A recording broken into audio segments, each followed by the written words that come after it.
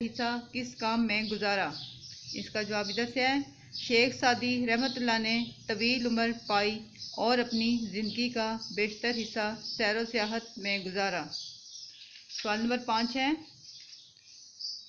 शेख सादी रहमतुल्लाह की नज़्म व नसर की 2 किताबों के नाम बताएं। जवाब है इसका, शेख सादी रहमतुल्लाह की नज़्म व नसर की 2 किताबों के नाम गुलिस्तान और बोस्तान हैं।